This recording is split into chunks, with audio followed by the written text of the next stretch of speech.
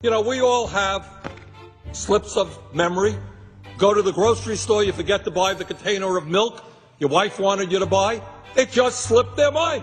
They were so busy talking about the deficit that they went into 2 wars, cost trillions of dollars, and forgot to pay for it. And today, they have noticed, it has come to their attention that there is a deficit. The Republican fiscal plan is a two-step game. Step 1, Republicans pass enormous tax cuts for the rich, increasing the deficit. Step 2, with the deficit high, Republicans pretend the deficit is a huge issue and push for cuts to critical programs that benefit working families.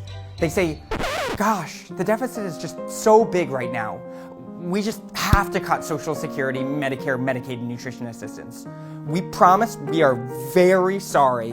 The official deficit figure for fiscal year 2019 was just released, $984 billion, or 4.6% of GDP. And it turns out that tax cuts and increased military spending since 2000 were responsible for more than all of it. In 2019 alone, the Bush tax cuts cost $551 billion, the Trump tax cuts cost $290 billion, and wars plus enormous increases in base Pentagon spending cost $315 billion.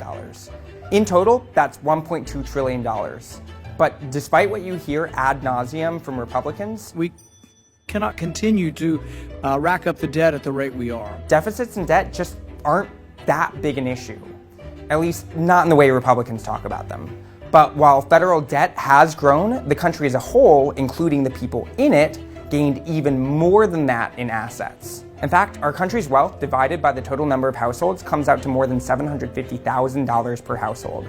The only true problem we have is that this growth in assets has been enormously unequal, in the last 30 years going overwhelmingly to the wealthy. Their goal isn't a balanced budget, which itself is not a useful goal. Instead, their goal is tax cuts for the rich. And of course, they're never asked, how are you going to pay for it when it comes to tax giveaways for the rich and corporations and a Pentagon budget that has spent trillions of dollars in wars since 9/11. And this is the key part. Once those tax cuts for the rich and military spending cause deficits to rise, Republicans pretend to worry about the deficit. Nobody cares more about the deficit and debt than I do. And then use the deficit as a tool to push for cuts to critical programs that lift people out of poverty or keep them from falling into poverty to begin with. They call for cutting entitlements.